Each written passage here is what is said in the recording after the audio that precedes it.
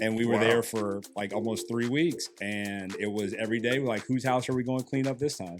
And so we would go to one relative's house I was in there, and we'd cut trees and clear stuff and get everything ready to go, make sure the fridges were cleaned out, everything we could do. And then we go to the next house and go to the next house. And then we came here and we just did that little tour of it. And eventually they got power back on and they moved away, and then everybody was out of it. But it was about a 3 week span where, we kind of just had that sense of family and community all at one time.